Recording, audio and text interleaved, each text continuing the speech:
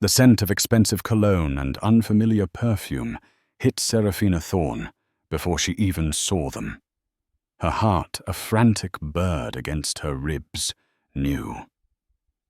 Pushing open the bedroom door of their St. Moritz chalet, the scene confirmed her deepest fear, Julian. Her husband entangled with another woman. But the gut-wrenching betrayal of that moment was nothing compared to what she'd discover later. Because Serafina had planted a hidden camera, a tiny, unblinking eye. And that camera recorded every whispered word Julian spoke about their future, about her family's legacy, and most chillingly about the baby. What he said would shatter her world far more completely than any infidelity. Serafina Vanderbilt. Thorne had a life most people only read about in glossy magazines. Heiress to the Vanderbilt shipping and real estate dynasty. Her marriage to Julian Thorne, a charismatic investment banker from a less prominent but respectable family, had been the social event of the decade. Their life was a whirlwind of charity galas at the Metropolitan Museum of Art summers, in their Hamptons estate winters, skiing in St. Moritz, and navigating the intricate dance of New York high society from their sprawling Fifth Avenue penthouse.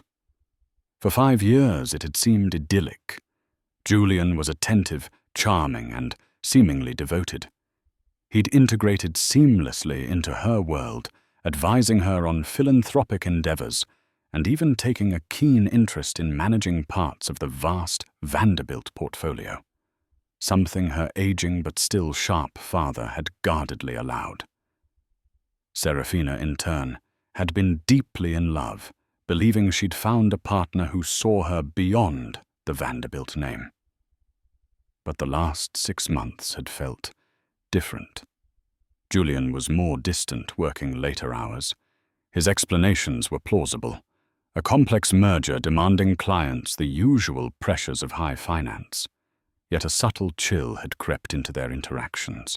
The easy laughter, the spontaneous touches as the quiet moments of connection.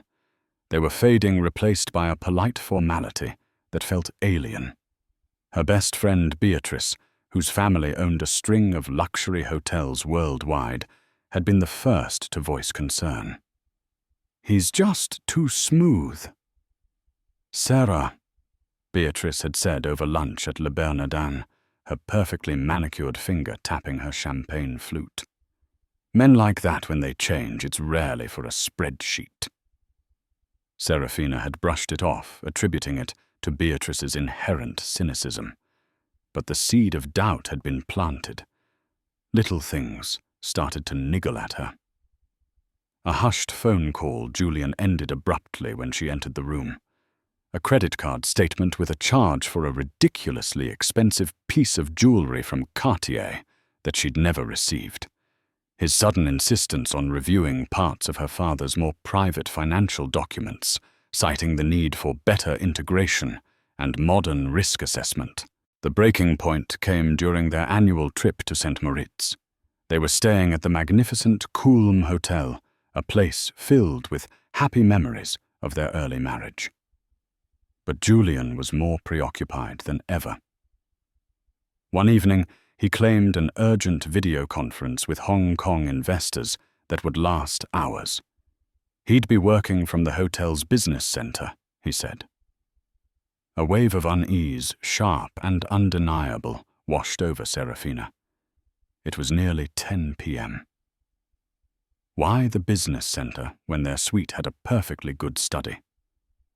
Armed with a sudden cold resolve she didn't know she possessed, Serafina decided to act on a desperate idea that had been forming in the back of her mind.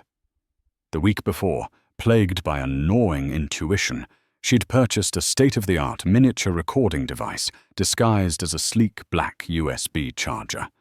It was military-grade, capable of capturing high-definition video and audio, and small enough to be virtually undetectable. She'd initially bought it thinking she might leave it in his home office, but now St. Moritz felt like the place. This chalet they often rented for more privacy when not at the Kulm, a place Julian sometimes used for focused work, suddenly felt like a potential stage for something sinister. That afternoon, before Julian's supposed late-night conference, Serafina had made an excuse to visit their preferred private chalet, a magnificent multi-story property nestled into the mountainside, claiming she'd left a sentimental scarf there during their last visit. While the concierge, a kindly old gentleman named Klaus, waited patiently downstairs, Serafina had quickly moved through the master suite. Her hands trembled as she plugged the disguised camera into a discreet outlet near the large oak desk in the study area, angling it to cover both the desk and a significant portion of the adjoining bedroom.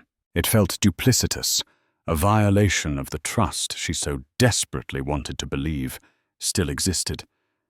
But the alternative, living with the suffocating weight of suspicion, was becoming unbearable. Now, with Julian supposedly at the Kulm's business center, Serafina felt an irresistible pull towards the chalet. An icy premonition gripped her. She slipped out of their hotel suite, her excuses to Julian about needing fresh air sounding weak even to her own ears. The crisp alpine air did little to calm the inferno of anxiety raging within her. The short chauffeured drive to the chalet felt like an eternity. As she approached, she saw it Julian's rental Range Rover, not at the Kulm, but parked discreetly behind a copse of snow-dusted fir trees near the chalet's private entrance. Her breath hitched. He wasn't at the business center. He was here. Her heart hammered against her ribs, a painful drumbeat of impending doom. With trembling fingers, she used her own key to let herself in. The chalet was silent save for the low hum of the underfloor heating. She crept up the polished wooden staircase, each step an agonizing journey towards a truth she wasn't sure she could face. The master bedroom door was slightly ajar, and then she heard it, a woman's soft laugh, followed by Julian's deeper murmur. It wasn't a business discussion. It was intimate familiar. Serafina's world tilted. The blood roared in her ears, a rushing torrent of disbelief and a pain so profound it stole her breath. She pushed the door open. The scene that greeted her would be seared into her memory forever. Julian, her husband, was in bedsheets tangled around his waist, and with him a striking red head. Serafina had never seen before her head resting on his bare chest. They both looked up, startled, their faces a mixture of shock, and in Julian's case a fleeting, quickly masked flicker of something that looked like annoyance rather than guilt. The woman shrieked softly and scrambled to cover herself. Julian, however, simply stared at Serafina, his expression hardening. "Serafina," he said, his voice devoid of warmth, of remorse, of anything but a chilling composure. "What are you doing here?" The sheer audacity of his question, the casual cruelty of it, struck Serafina dumb. The air crackled with tension, thick and suffocating. The expensive cologne she'd smelled earlier, mingled with the cloying sweetness of the other woman's perfume, now made her nauseous. She didn't scream. She didn't cry. A strange, icy calm enveloped her. She simply looked at him, at the ruins of their marriage, at the smirking woman who was now fumbling for her clothes. "I think," Serafina said, her voice surprisingly steady, though her insides were churning. "The more pertinent question, Julian, is, what are you doing here?" Without waiting for an answer, she turned on her heel and walked out, leaving behind the wreckage in the St. Moritz chalet. The image of their shocked faces, the opulent room, suddenly feeling sordid and cheap, would haunt her. But as she descended the stairs, a single chilling thought cut through her pain. The camera. It was still there, still recording. What else had it captured? The answer she somehow knew would be far worse than the infidelity she had just witnessed. The betrayal was a surface wound. The real poison was yet to be revealed. Serafina didn't return to the Kulm Hotel. The thought of sharing a suite, a town, even the same crisp mountain air with Julian was unbearable. Instead, she had her driver take her directly to the Samadan airport, just a short distance from St. Moritz. Within an hour, the Vanderbilt private jet was being prepped. By dawn, she was back in New York, cocooned in the sterile luxury of her jet, the snowy peaks of the Engadine receding behind her like a bad dream. The silence of the jet was a stark contrast to the turmoil within her. The scene in the chalet replayed in her mind on a torturous loop. Julian's cold eyes, the redhead's smug fear, the disheveled bed, the scent of betrayal. Each replay was a fresh stab to her heart. How could he? How could he be so callous, so disrespectful not just of her, but of their vows, their life, everything they had supposedly built? Upon landing, she didn't go to their Fifth Avenue penthouse. That too felt tainted a monument to lies. Instead, she retreated to her late grandmother's secluded townhouse on the Upper East Side, a place of quiet elegance and childhood memories, a sanctuary Julian had rarely visited. The staff, loyal retainers who had served her family for decades, greeted her with concerned but discreet professionalism. For 2 days, Serafina existed in a fog of grief and rage. She barely ate. Sleep was a fleeting torment filled with nightmares. Beatrice rushed to her side, a pillar of furious support, cursing Julian with an inventiveness that would have been comical under any other circumstances. "We'll destroy him, Sarah," Beatrice vowed, her eyes flashing. "We'll bleed him dry. We'll make sure he can't even get a reservation at a Waffle House, let alone Le Bernardin." Serafina appreciated the ferocity, but her mind was elsewhere. It was fixed on the tiny black USB charger humming away in the St. Moritz chalet. She needed it back. She needed to know what it had recorded after she'd fled. Retrieving it was a delicate operation. She couldn't ask Julian. The mere thought of speaking to him made her physically ill. She certainly couldn't go herself. Instead, she called upon Mr. Davies, her father's fiercely loyal head of security, a man who could make problems disappear with quiet efficiency. Explaining the situation in vague terms, a sensitive item left behind a need for utmost discretion, was enough. Davies, a former MI6 operative, asked no questions. Within 24 hours, the small device was in Serafina's hands, delivered in a plain, padded envelope. Her hands trembled as she held it. This tiny piece of plastic and metal held secrets, and she was terrified of them. Beatrice offered to watch it with her, but Serafina knew she had to do this alone. Late that night, wrapped in a cashmere robe in her grandmother's dimly lit study, the city lights painting a muted glow on the walls, Serafina plugged the USB into her laptop. The file directory opened. There were several recordings, time-stamped. She found the one that began shortly before she had arrived at the chalet, and continued after her departure. Her breath hitched. With a click, she played it. The video quality was shockingly clear, the audio crisp. It began with Julian and the redhead, already in a state of undress, laughing and kissing. Serafina fast-forwarded through the painful intimacy, her stomach churning. She stopped when she heard her own voice from the hallway, then the door opening. She watched herself confront them, her on-screen persona, a mask of icy composure she hadn't felt. She watched herself turn and leave. Then the truly horrifying part began. The redhead, whose name she now heard Julian utter. Chloe began to panic. "Julian," Oh my God, that was Serafina. What are we going to do?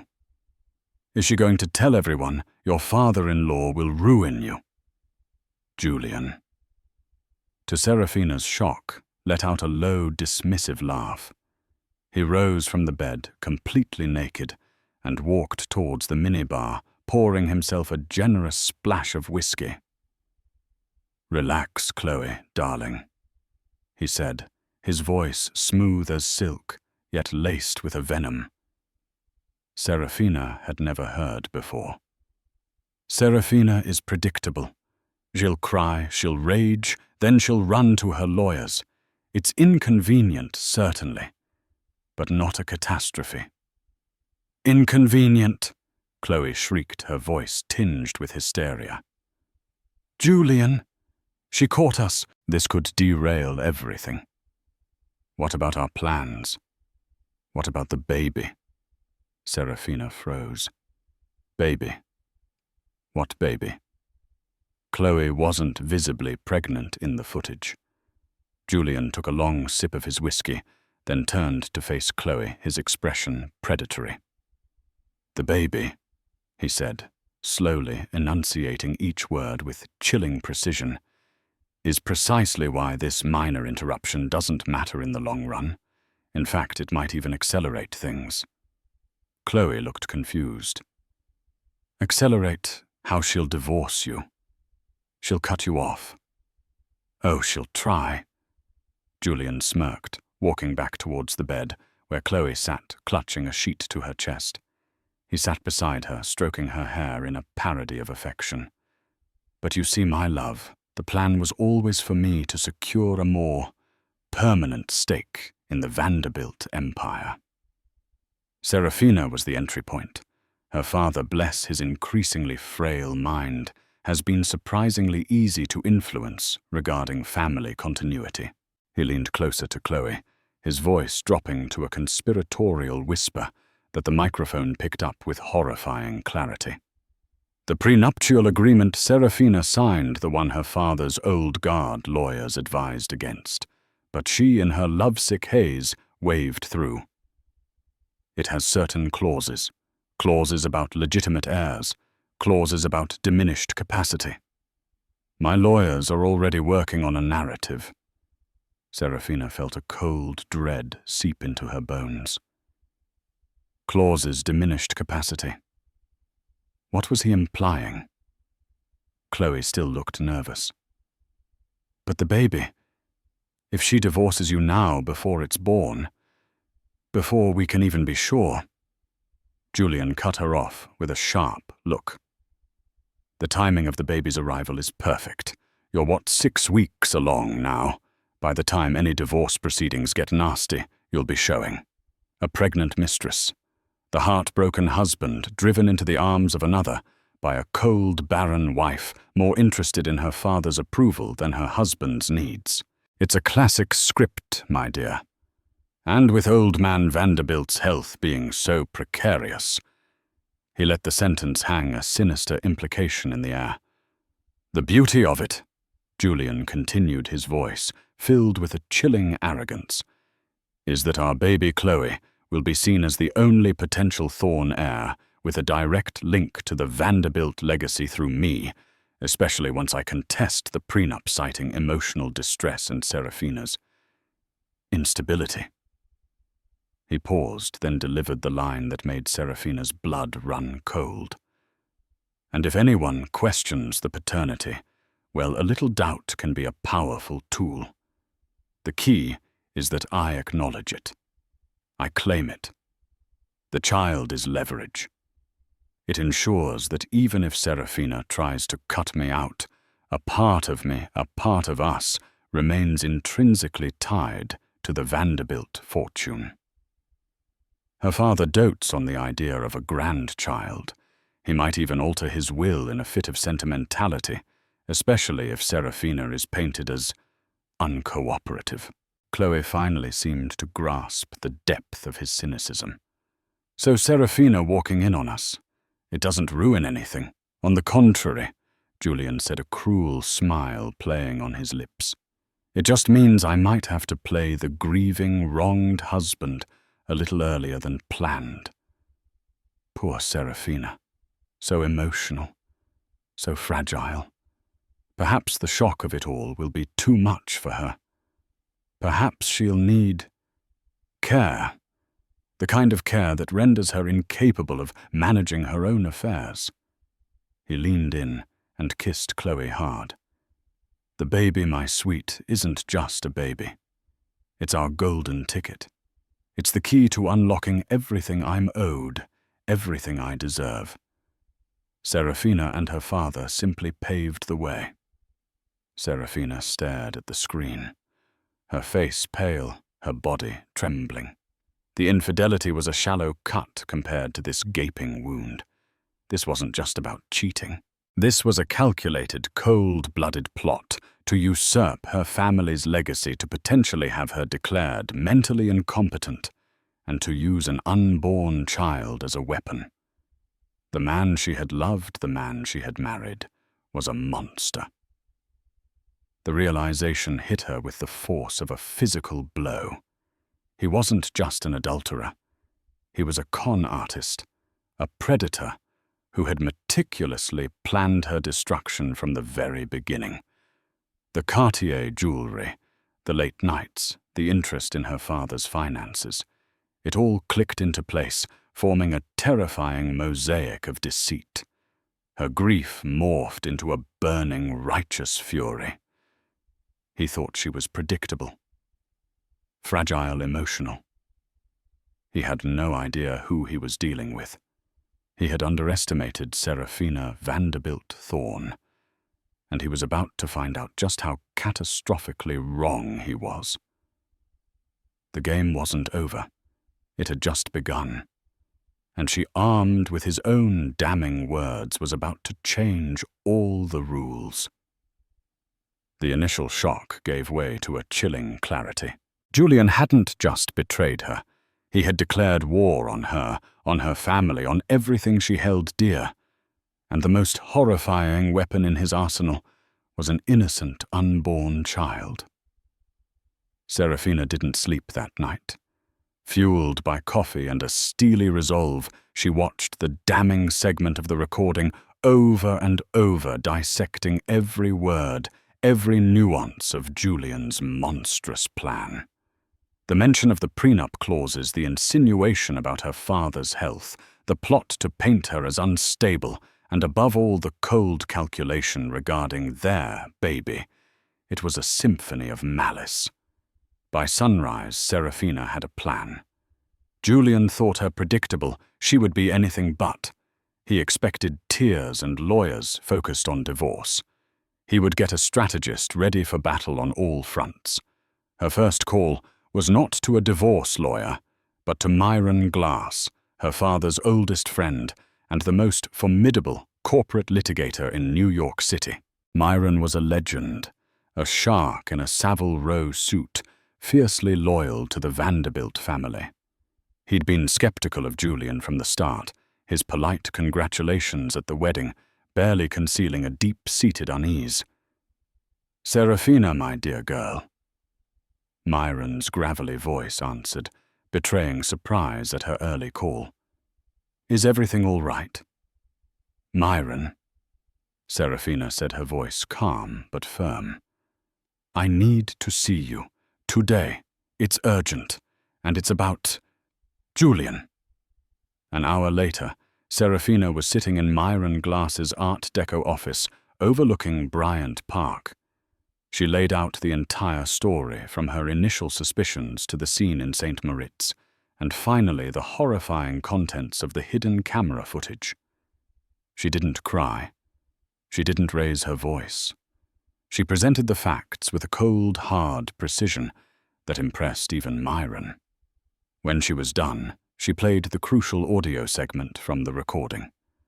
Myron listened, his expression growing grimmer with each word Julian spoke. By the end, his face was a mask of controlled fury. "The unmitigated gall of that parasite!" Myron finally growled, his knuckles white as he gripped a pen. To target your father to use an unborn child. This is beyond despicable, Serafina. This is warfare." "I know," Serafina replied.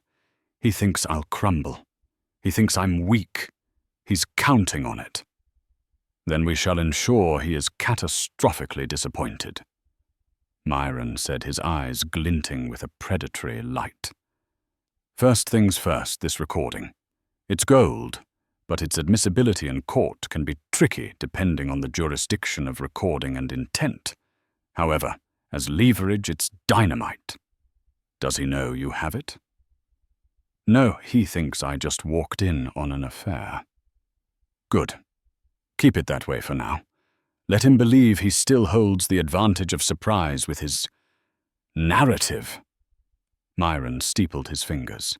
"His plan has several prongs discrediting you, manipulating your father, using the child for financial leverage, and exploiting supposed loopholes in the prenup. We need to counter each one silently and effectively." Myron's mind was already working at lightning speed. "The prenup. I remember it. Your father and I practically begged you to let us tighten it. Julian's charm was potent then.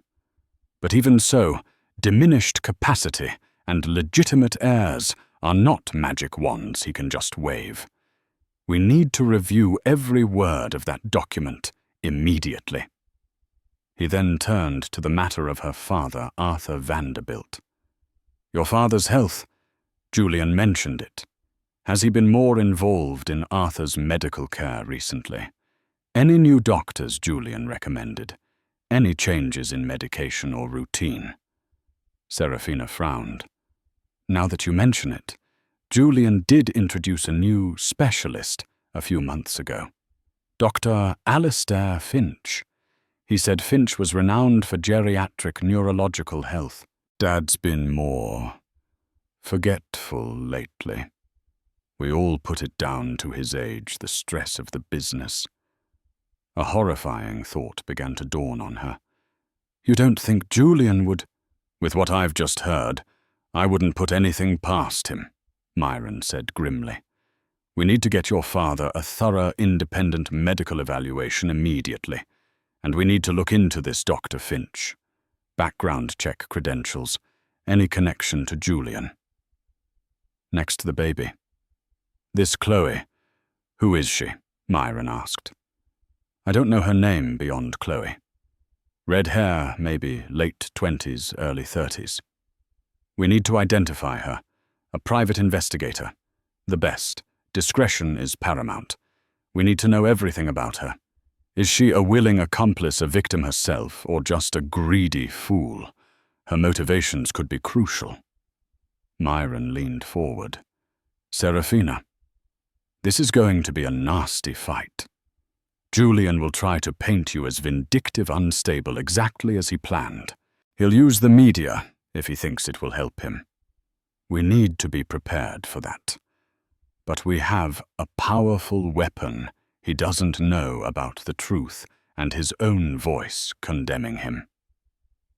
Over the next few days, Serafina, guided by Myron, began to build her counter-offensive. They assembled a tight-knit war council. 1. Myron Glass, the legal mastermind coordinating strategy.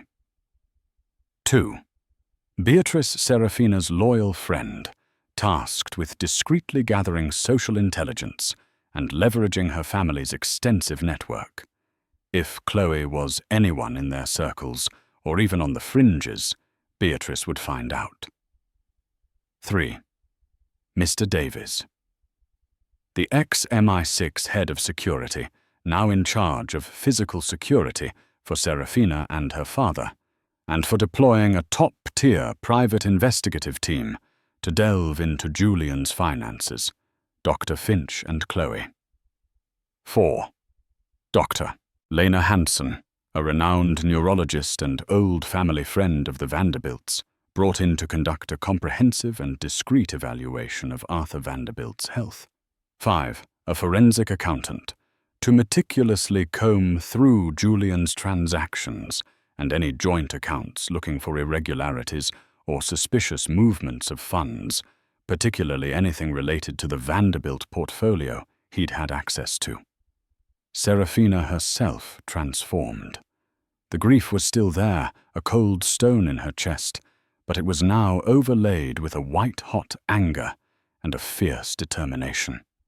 She compartmentalized her pain, focusing on the tasks at hand.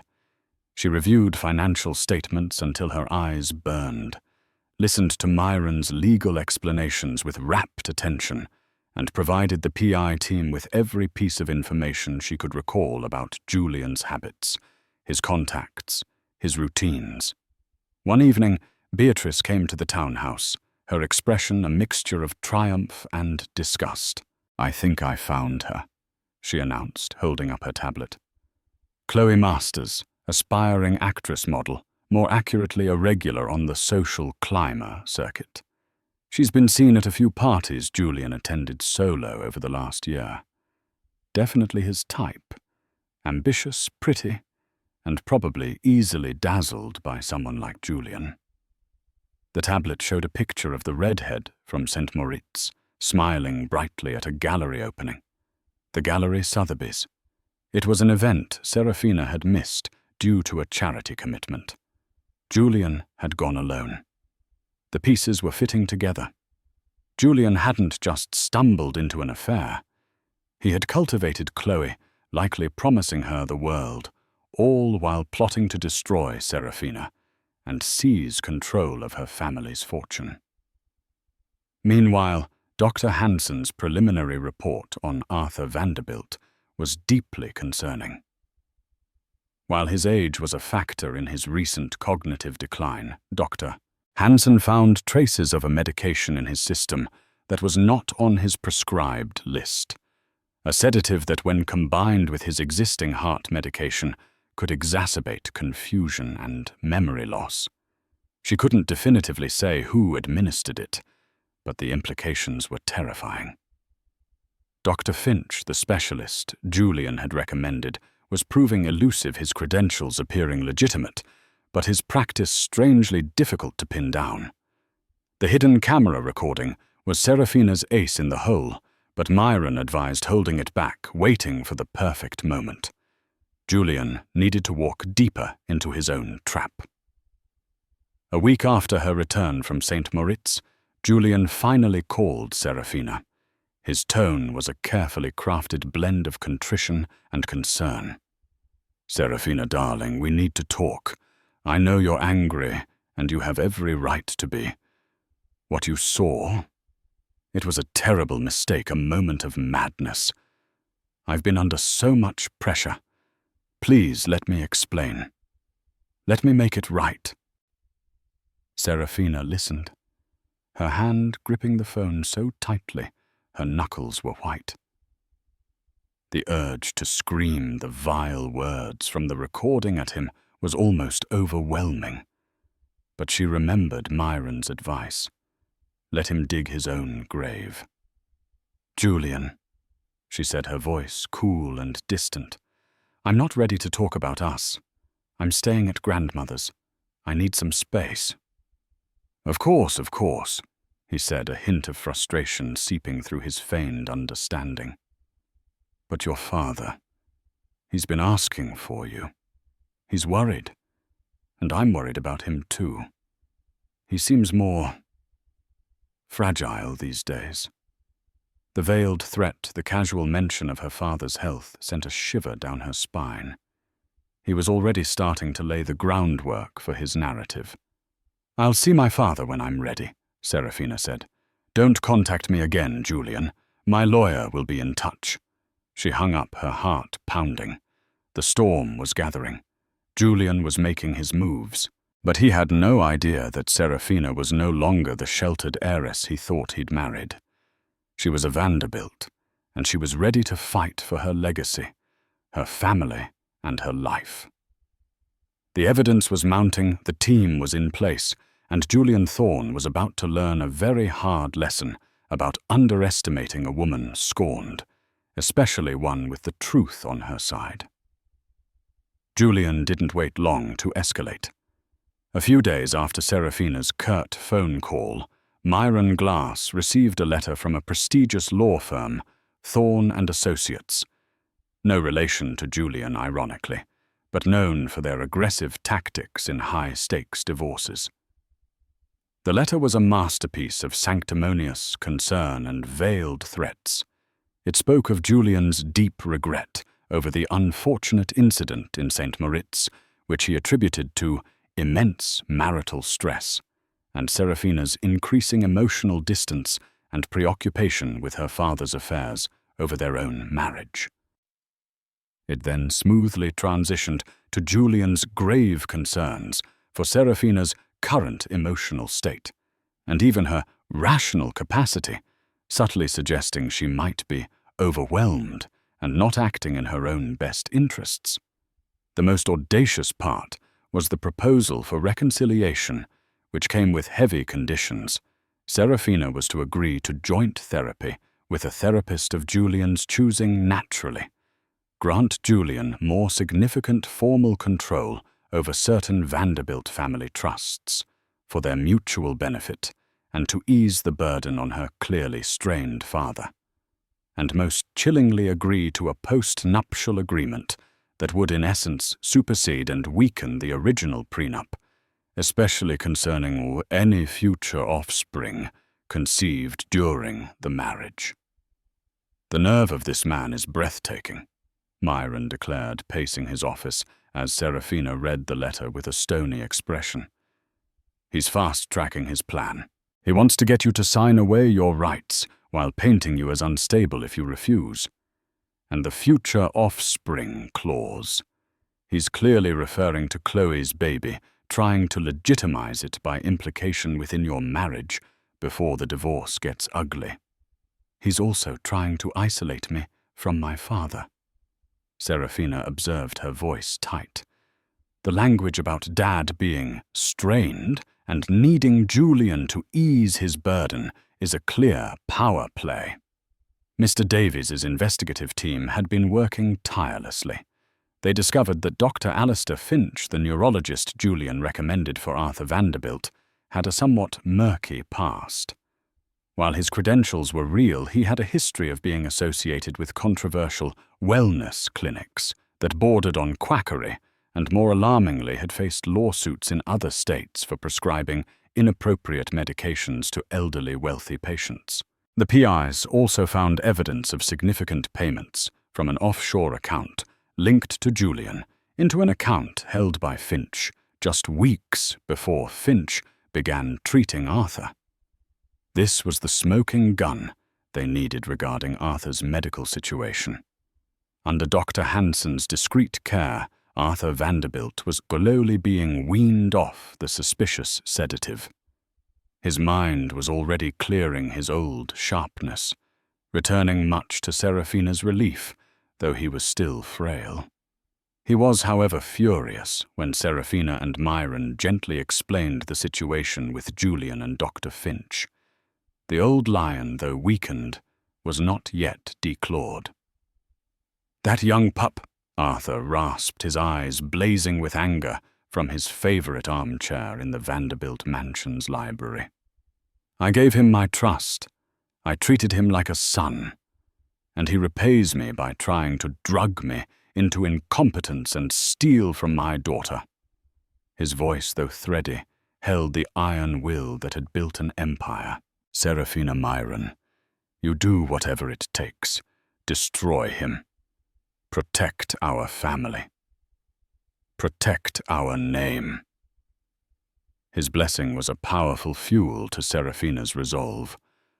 Meanwhile, Beatrice's inquiries into Chloe Masters painted a clearer picture. Chloe was indeed an aspiring actress with a string of minor roles and a larger reputation for attaching herself to wealthy, influential men.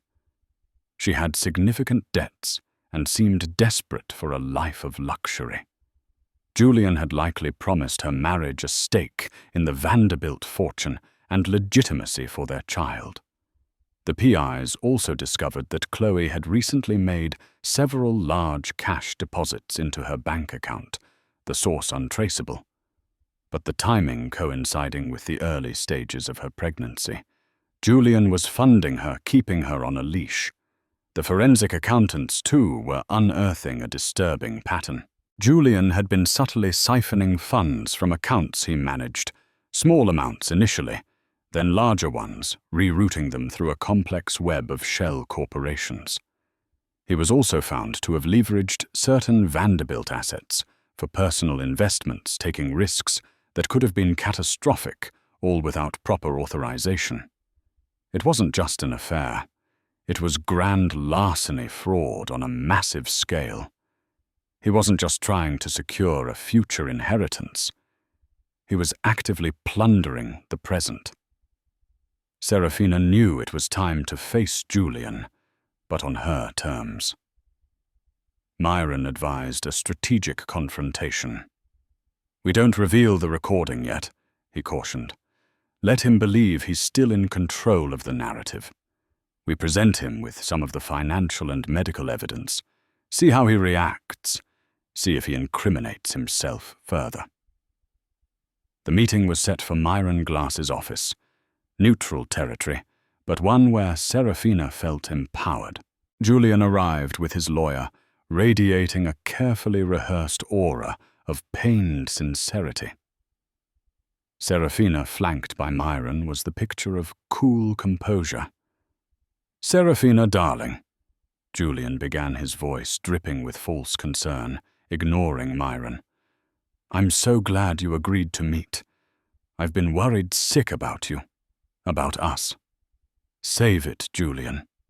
Serafina cut him off, her voice like ice. "I'm not here to discuss us.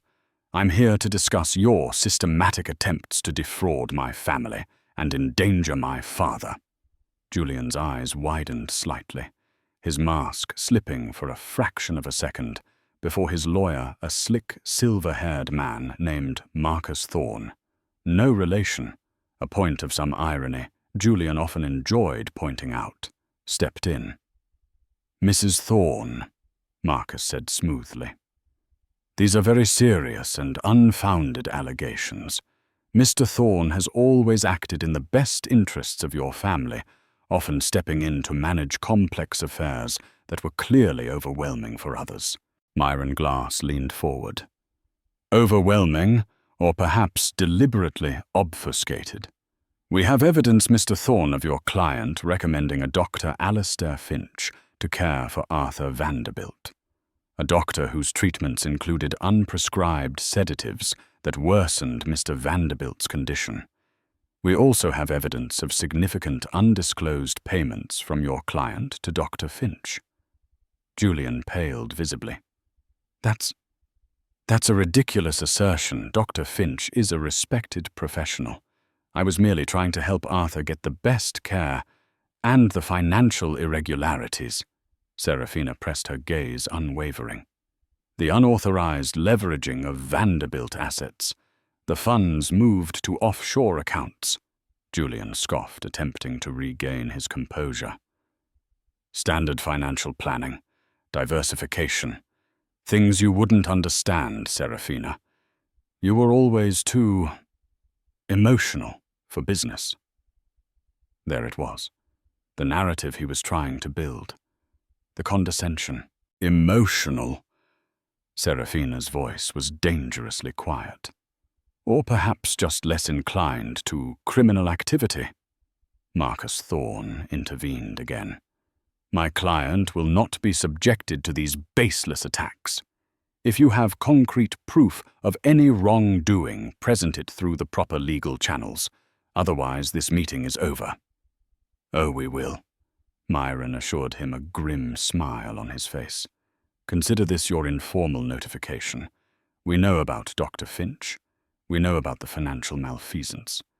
And we know about Chloe Masters and her condition." At the mention of Chloe, Julian flinched. He hadn't expected them to know her name or about the pregnancy so soon. "Chloe is a private matter," Julian snapped, his composure finally cracking. "A mistake I deeply regret.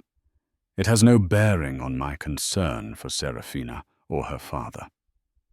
"Doesn't it?" Serafina asked softly, holding his gaze. Or is she and her baby part of your long-term strategy for the Vanderbilt fortune? Julian looked shaken. He clearly hadn't anticipated this level of preparedness. He exchanged a nervous glance with his lawyer. "We are leaving," Marcus Thorne announced abruptly, rising to his feet. "Any further communication will be between legal counsel." Julian stood, his eyes darting towards Serafina, a new uncertain expression replacing his earlier arrogance. He opened his mouth as if to say something, then closed it, turning to follow his lawyer out. As the door closed behind them, Serafina let out a shaky breath. "He's rattled." "Indeed," Myron agreed. "But he's not broken. He'll fight back and he'll fight dirty. He still believes he can control the narrative about you, and he still has the pregnancy as what he thinks is his trump card." "He doesn't know my trump card is his own voice," Serafina said, a grim satisfaction in her tone. The first skirmish was over. Serafina had drawn first blood, showing Julian she was not the fragile, emotional wreck he had envisioned. She had a shield of evidence, a council of war, and the unwavering support of her father. But Julian was a cornered animal, and cornered animals were dangerous. The real battle, the one where the hidden camera footage would finally be deployed, was yet to come. And Serafina knew she had to be ready for anything. Julian's counterattack was swift and insidious. Within days, whispers began to circulate through New York's elite social circles. Carefully planted rumors about Serafina's erratic behavior, her emotional instability following the amicable though painful separation from Julian. Anonymous sources, likely fed by Julian's PR team, hinted to gossip columnists about Serafina being unduly influenced by aggressive lawyers and a controlling father, and that Julian was deeply concerned for her well-being. He was trying to discredit her before she could make any public move, painting himself as the wronged, worried husband. He even gave a carefully worded interview to a prominent financial magazine, ostensibly about market trends, but skillfully weaving in comments about the importance of family stability and his commitment to philanthropic efforts, started with the Vanderbilts, subtly positioning himself as a responsible custodian of their legacy. "He's good," Beatrice conceded grimly, showing Serafina the latest online gossip piece. "He's laying the groundwork to make you look like a hysterical, vengeful wife if you accuse him." "Let him," Serafina said, her resolve hardening. "He's playing checkers. We're playing chess." Myron Glass agreed. "His public posturing is a sign of desperation. He knows we have something on him regarding Finch and the finances. He's trying to preemptively poison the well. It's time to deploy our queen." The queen, of course, was the hidden camera recording. Myron's team had been working on the legalities. While a secret recording's admissibility in a divorce court could be complex, its use in a criminal investigation for fraud and conspiracy was another matter. They had also confirmed that St. Moritz, Switzerland, had one-party consent laws for recording conversations in many circumstances, which could strengthen their position. Regardless, its power as leverage was undeniable. The plan was multi-pronged.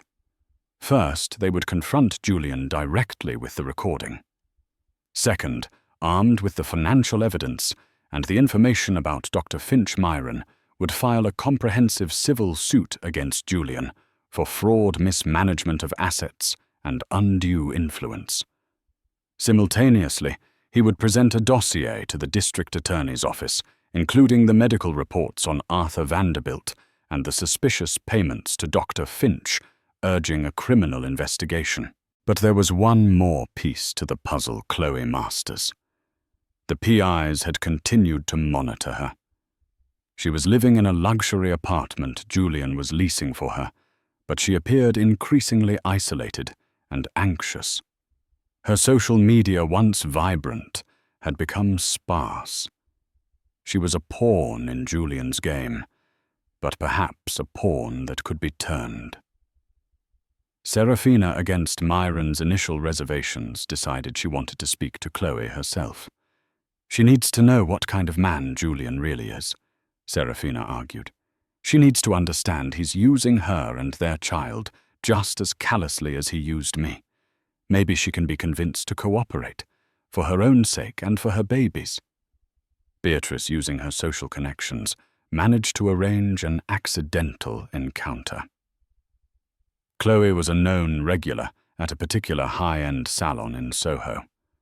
Serafina, looking poised and elegant in a Chanel suit that screamed quiet power, approached Chloe as she was having her hair done. Chloe Masters visibly paled when she saw Serafina.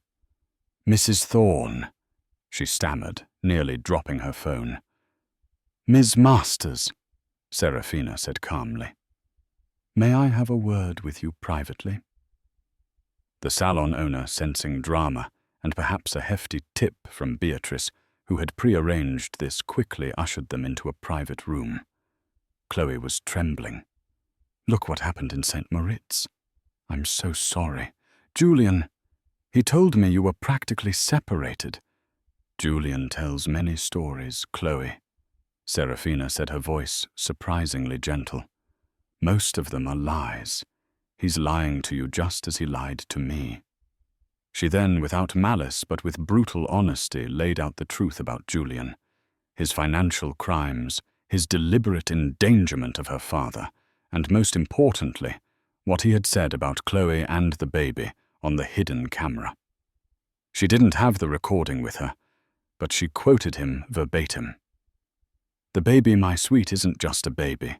It's our golden ticket. It's the key to unlocking everything I'm owed." As Serafina spoke, Chloe's face went from scared to shocked, then to a look of dawning horror and betrayal. Tears welled in her eyes. He said that," Chloe whispered, her voice cracking. "He told me he loved me. He told me we'd have a family, that he wanted this baby more than anything." "Julian wants what the baby can get him," Serafina corrected softly. "Control, money, leverage. You, Chloe, are a means to an end for him. Once he has what he wants, or if you become inconvenient, he will discard you without a second thought, just like he was prepared to discard me." Serafina leaned forward. "I'm not here to threaten you, Chloe. I'm here to offer you a choice. You can continue to be Julian's pawn, tied to a man who is very likely going to prison and face the consequences with him. Or you can think about your future and your child's future. You can cooperate. Tell us what you know about Julian's plans. His hidden assets, anything that can help bring him to justice. In return, Myron Glass, my lawyer, can discuss a potential immunity agreement with the DA, should it come to that. We can ensure you and your baby are protected, not financially enriched, but safe." Chloe was sobbing now, mascara running down her cheeks. I didn't know. I swear I didn't know how deep it went. He can be so charming, so persuasive. He said he was protecting his assets from a vindictive wife. "I am many things now, Chloe," Serafina said. "Angry, yes. Determined, absolutely, but not vindictive without cause. He's a predator, and he's counting on us fighting each other instead of him." She paused, then added, "He also mentioned something about questioning the baby's paternity if it suited him, just so you know the kind of man you're dealing with." That last barb hit home. Chloe's head snapped up, a new fierce anger in her eyes. "He wouldn't dare." "Wouldn't he?" Serafina countered.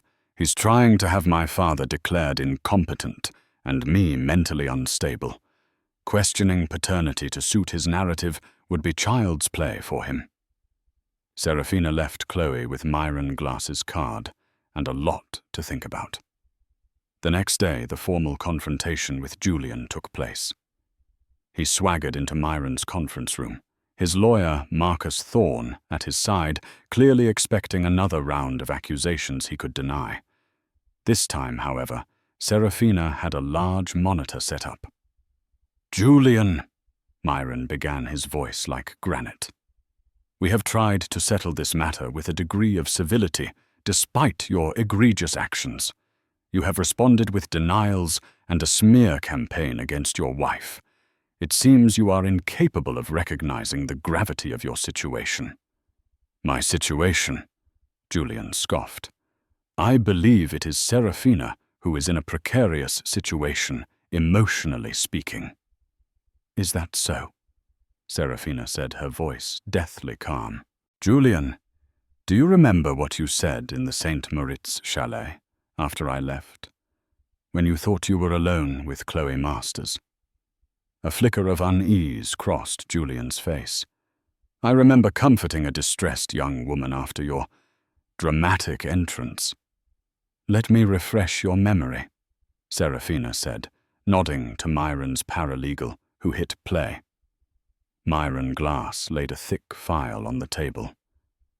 "This is a copy of the civil suit we are filing today, Mr. Thorne. It details your fraudulent activities, the conspiracy with Dr. Finch, and the clear intent to defraud Mrs. Thorne and her father. This recording, along with other evidence, will be submitted." He placed another, slimmer file next to it. "And this is a summary of the information being presented to the district attorney's office, urging a criminal investigation. Forgery, conspiracy, elder abuse. The list is quite extensive." Marcus Thorne finally found his voice, though it was hoarse. "Myron, Serafina, perhaps we can discuss a settlement. A very generous one." Julian looked wildly at his lawyer. "Marcus, what are you saying?"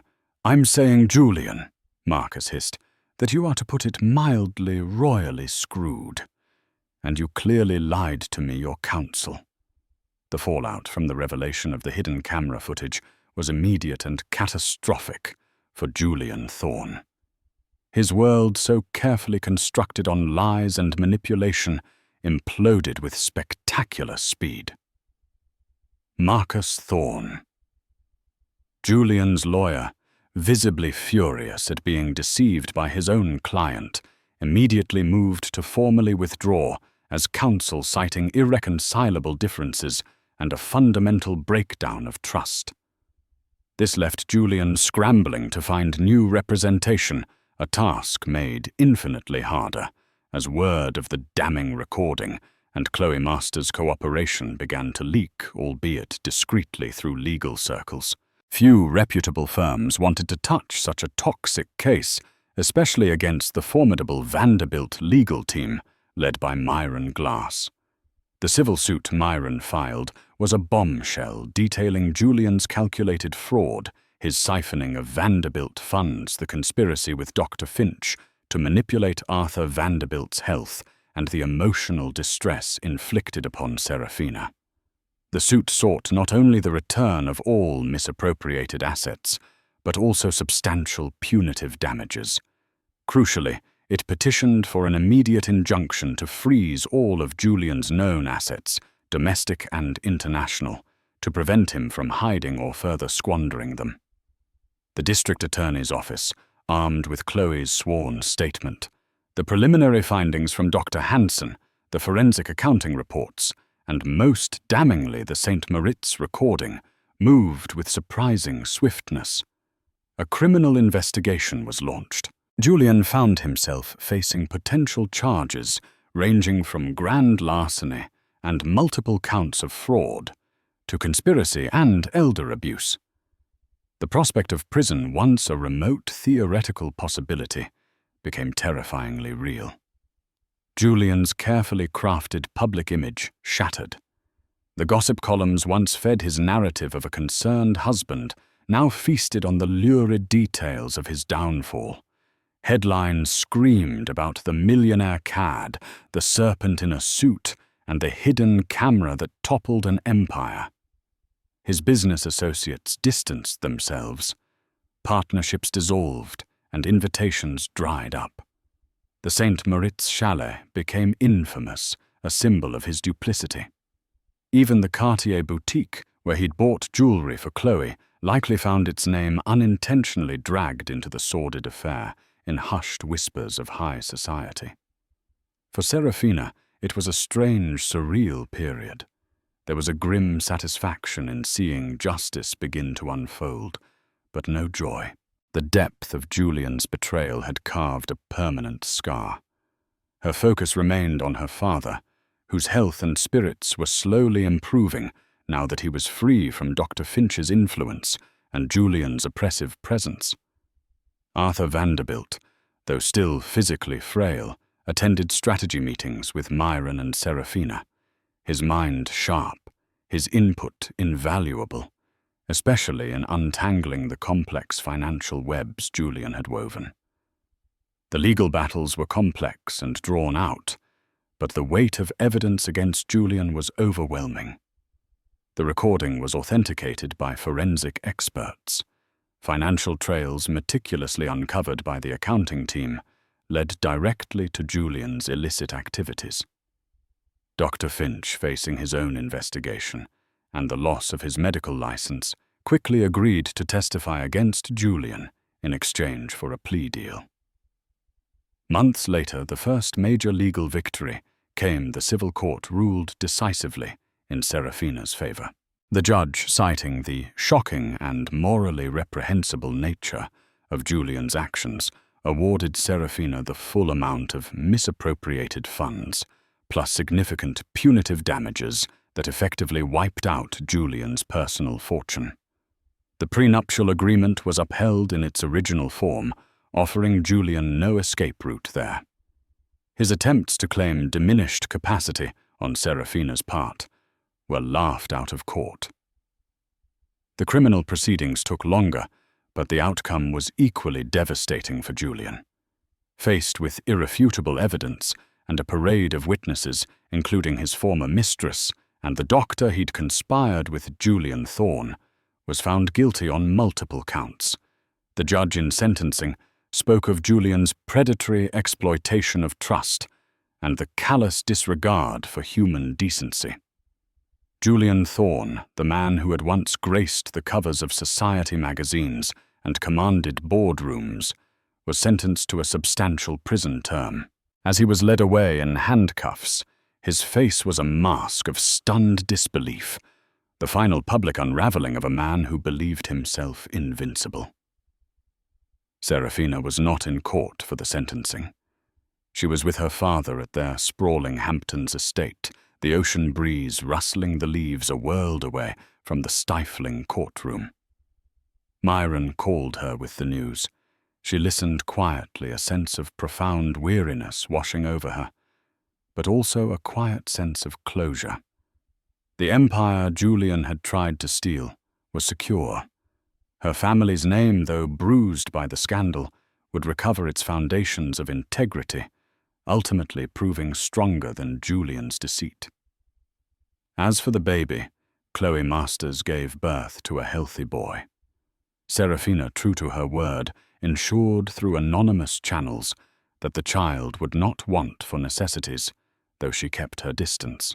The child was an innocent in all of this, a life Julian had intended to use as a pawn, now free to grow up untainted by his schemes. Chloe, having served a short sentence for her lesser role in the financial misdeeds and having cooperated fully, was attempting to rebuild her life, humbled and forever changed by the experience. Serafina Vanderbilt. Thorne had walked through fire. She had faced betrayal in its ugliest forms. Her trust shattered, her life upended. But she had emerged not broken, but forged anew, stronger, wiser, and more fiercely protective of what was truly important. She had learned the painful lesson that gilded cages could hide the most venomous of serpents, but also that truth armed with courage was the most powerful weapon of all. The hidden camera had caught what Julian said about the baby, and in doing so had not just exposed a villain, but had also, in a strange, indirect way, set Serafina free to reclaim her life and her legacy. Serafina's story is a chilling reminder that betrayal can lurk beneath the most glittering surfaces, and that the deepest wounds often come from those we trust the most. But it's also a testament to resilience, the strength found in fighting back against injustice, and the power of truth, even when it's captured by a tiny hidden lens.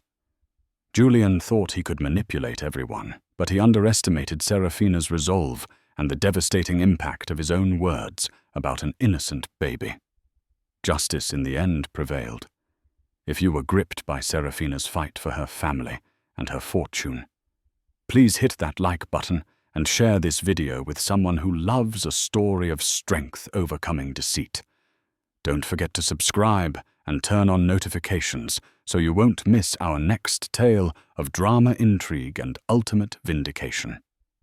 What part of Serafina's journey shocked you the most? Let us know in the comments below.